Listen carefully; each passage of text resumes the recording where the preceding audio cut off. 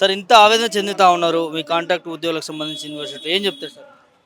Sir ఇక్కడ మేము ఈ పాలమూరు యూనివర్సిటీ విశ్వవిద్యాలయం నుంచి వచ్చాను సార్. నా పేరు డాక్టర్ శైలేష్. Pharmacy department.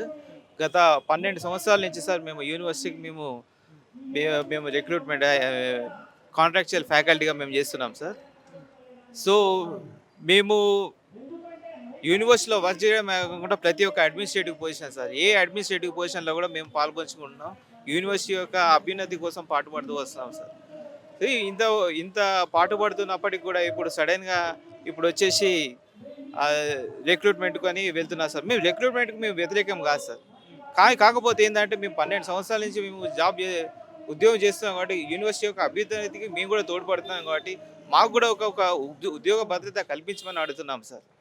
అదే సుప్రీం కోర్ట్ కూడా అదే చెప్తున్నది. Equal work equal pay. ఇప్పుడు మన యూనివర్సిటీలో ఉన్న అసోసియేట్ కానీ లేకపోతే అసిస్టెంట్ ప్రొఫెసర్స్ అసోసియేట్ కానీ ప్రొఫెసర్స్ కానీ వాళ్ళ స్కేల్స్కి మా స్కేల్స్కి సార్ ఇప్పుడు అది చూసినట్లయితే మేము నామినల్ స్కేల్స్కి మేము వర్క్ చేస్తాం సార్. కంపేరేటివ్ డిగ్రీ లెక్చర్స్ కానీ జేఎల్ కానీ డిఎల్ కానీ వాళ్ళు చూస్తే వాళ్ళకన్నా ఇది స్కేల్ చూస్తాం వాళ్ళతో కంపేర్ చేస్తే మాకు చాలా తక్కువ ఉన్నది సార్. సో మేము చెప్పేది ఒకటే సార్, ఉన్న self finance budgeted contract employees అందరికీ కూడా ప్రైమరీగా ఉద్యోగ భద్రత ఇవ్వమని చెప్తున్నాం సార్. మమ్మల్ని రెగ్యులరైజ్ చేయని పక్షంలో మాత్రం అట్లీస్ట్ మాకు మినిమం పే టైం స్కేల్ ఇవ్వమని చెప్పేసి మేము విజ్ఞప్తి చేస్తాం సార్. అదే సార్ మీకు ఇప్పుడు మీ పరిస్థితి ఎట్లా ఉంది? ఇంకా ఈ జీవోని కంటిన్యూ చేస్తారు?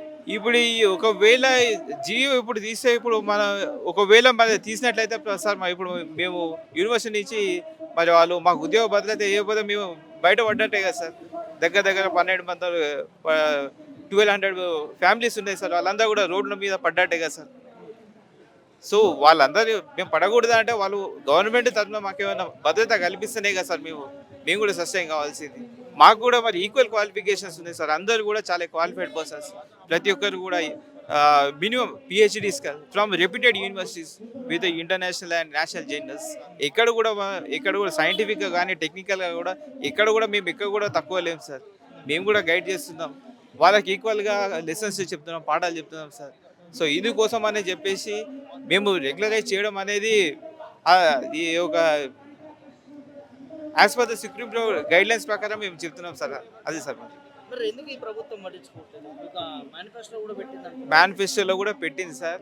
ముందేమో గవర్నమెంట్ రాకముందు కూడా మేనిఫెస్టోలో కూడా వాళ్ళు క్లియర్గా చెప్పారు సార్. మేము ఖచ్చితంగా మీకు రెగ్యులరైజ్ చేసి మీకు ఒక పొజిషన్ ఇచ్చిన తర్వాతనే మేము మిమ్మల్ని రెగ్యులరైజేషన్ ప్రాసెస్కి వెళ్తాం. కానీ సార్ వాళ్ళు మాట తప్పి ఈరోజు మాకు రెగ్యులరైజ్ చేయకుండా వాళ్ళు తాత్సారం చేస్తున్నారు సార్. ఏం చెప్తారు ముఖ్యమంత్రి? మేము ముఖ్యమంత్రి గారికి ఒకటే చెప్తున్నాం సార్, మాకు ఫస్ట్ ఆఫ్ ఆల్ ఉద్యోగ భద్రత కల్పించమని చెప్తున్నాం సార్. ఒకవేళ కల్పించి లేదంటే మాకు ఒక గౌరవమైన వేతనం సార్, ఒక టైం స్కేల్ మాత్రం as per the UGC norms time scale ఇవ్వమని కోరుతాం సార్.